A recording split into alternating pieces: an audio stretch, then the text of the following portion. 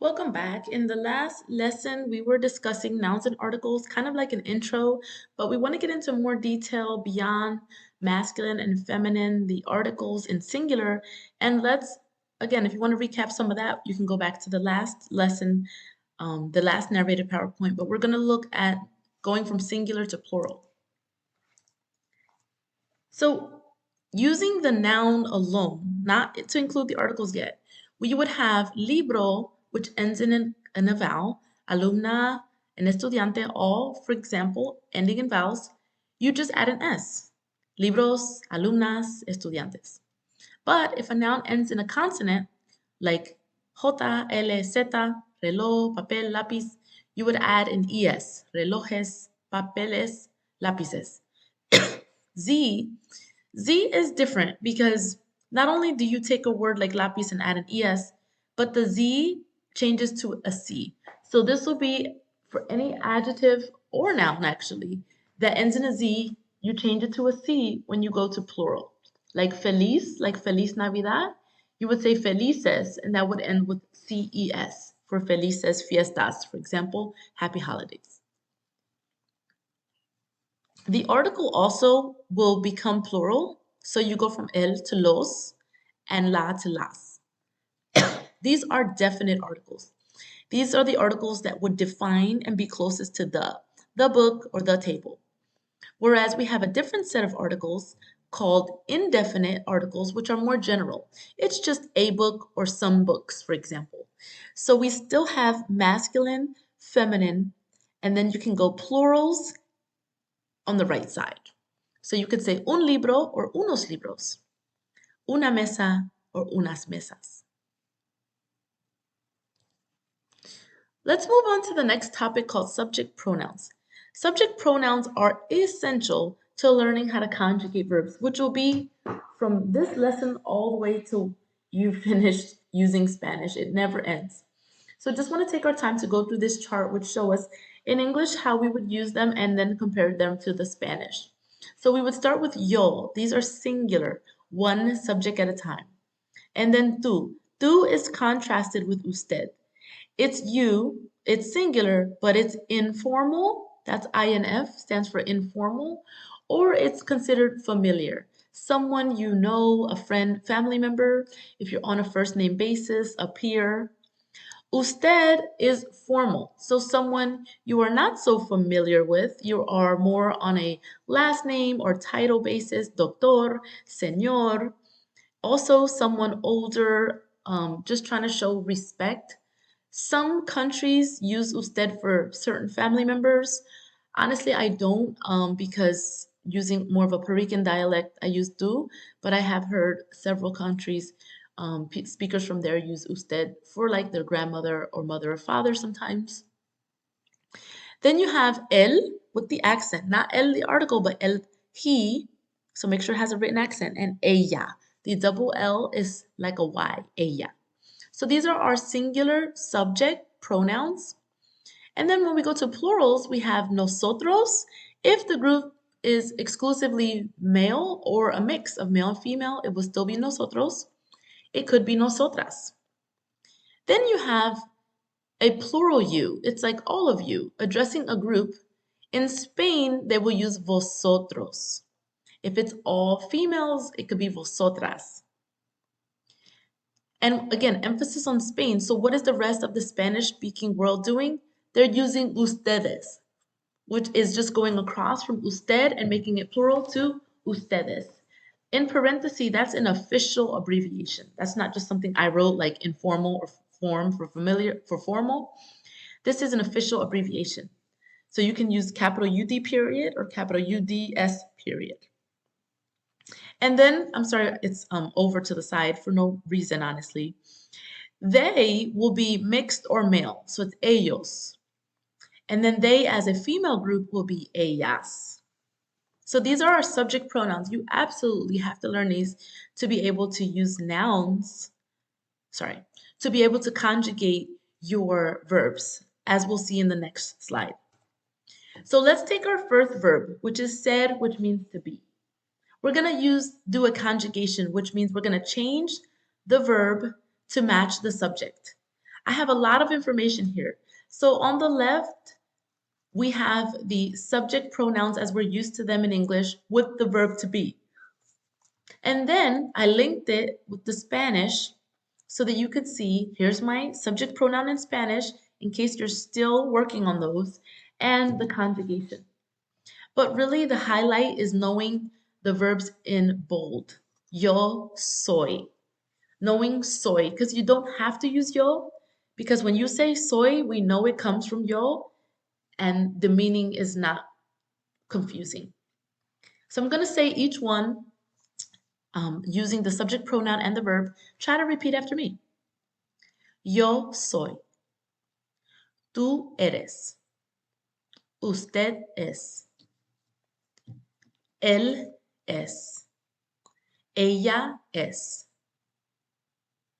So we're going to have soy, eres, and es because usted, él, y ella are always going to share. So it's really just one verb that we're learning there, even though the meaning is different. Usted es means you are because it's formal, right? Because tú eres also means you are, but it's informal or familiar. And then él es and ella es means that he is and she is.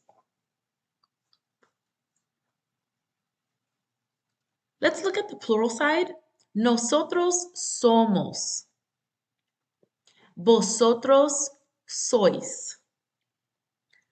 Ustedes son. Ellos son. Ellas son. They're sharing. Ustedes, ellos, and ellas are sharing. Just a reminder, we're saying that this vosotros means you. It's plural because it's a group and it's used in Spain. For ustedes, we're saying that it means you. It's plural, like all of you, and it's used in Latin America. So again, I'm just taking the information from this slide, condensing it, but also adding on the conjugations of ser. So what do you want to memorize? Honestly, I'm hoping that over the next few days, you're able to take it to this next chart. Oh, sorry, quick question.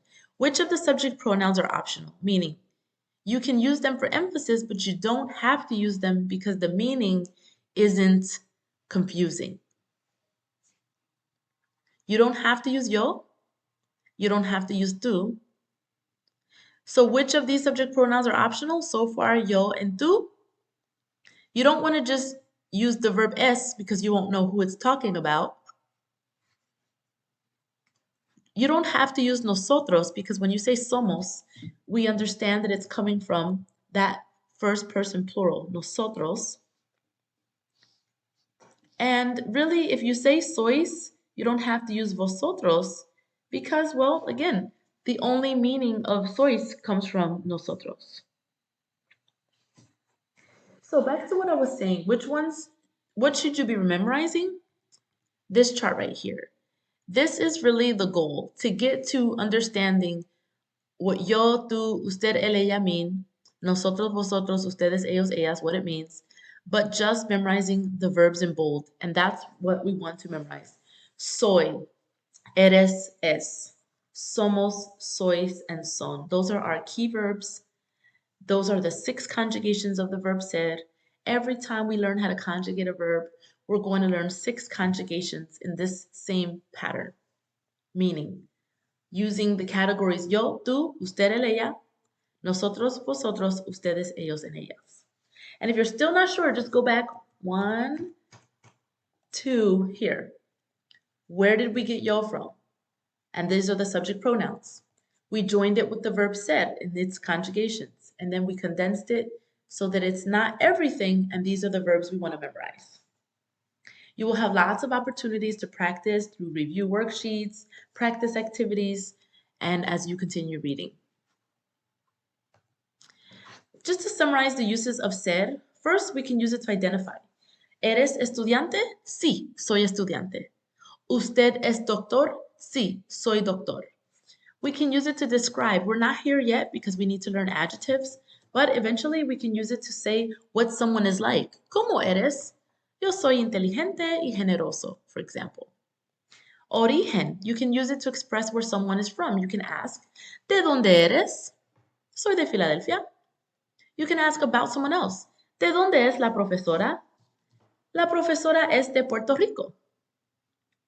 So those are right now 3 common uses of the verb ser. We will study the differences between ser and estar in Lección 1, if not 2, if I'm mistaken. I want to take you to some common phrases. We're going to go over all of these. This has to do with saludos or greetings. Hola, ¿qué tal? ¿O qué pasa? You can always respond to that with nada. Pues, nada.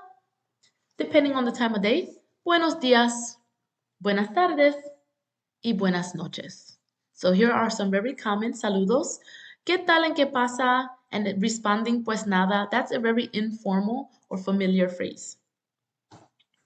When you meet someone, mucho gusto, encantado. A male will say about himself encantado.